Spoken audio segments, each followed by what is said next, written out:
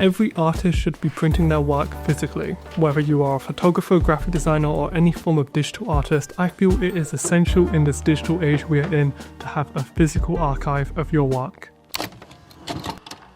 It's one of the main reasons I shoot film. Having a physical archive to go through, the more involved process of developing and printing in the darkroom, looking back at all my negatives and physically seeing the images I've taken, it's great. When I make a darkroom print, I don't necessarily always put it on my wall, and sometimes it just kind of goes in a drawer to be forgotten, but there's still a part of meditation in creating that print. You slow down, having to make a test strip, finding the correct exposure, developing, stopping and fixing the image. Similar to making a contact sheet, actually seeing all the images you've taken on that roll physically, even the good ones and the bad ones, it's really nice to see. I would do this any day over looking at pixels on a screen.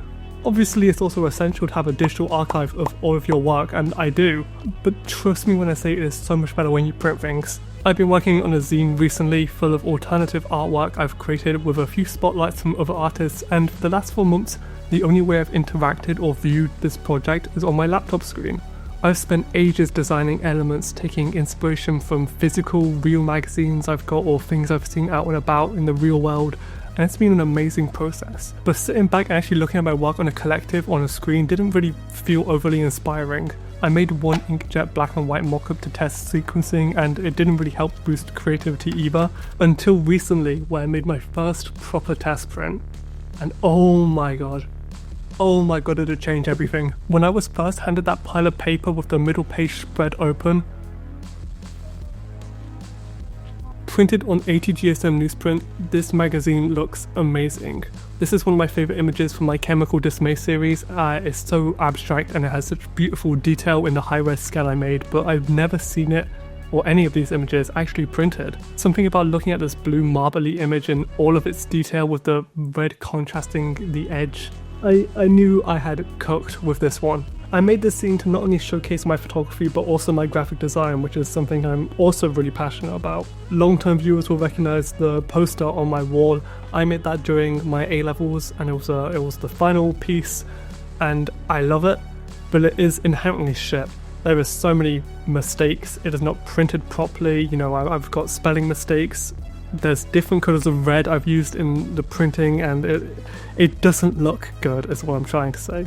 As that piece was made for an editorial at the time, I thought it would be fitting for this magazine to make another kind of modern version of it with more fitting imagery I had taken. Originally inspired by David Carson and Bauhaus, and more just redefining my style with graphic design, I absolutely love the back cover I've made. There's a high contrasting colour palette and it bleeds perfectly into the front cover as well, following that same high contrast red, black and white colour scheme.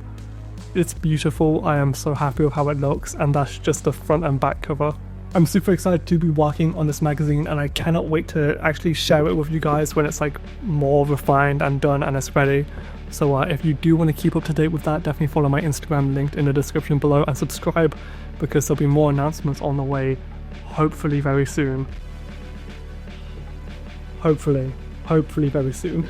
Being in my final year of uni now and predominantly only really using film as my medium for the last 3 years, having this physical process of creation has been great. If I'm struggling with a project or not knowing where I should go, having the physical prints on my wall at home only helps develop my ideas and makes me feel more proud of my work. I've got archive boxes with old prints from old projects, and it's great being able to see the prints that were once exhibited with my misspelt name, and old scenes I've tried to make, and just all these old images I've really spent time crafting I can look back at and just have physically. It is so nice. Print your work, that's what I'm trying to say.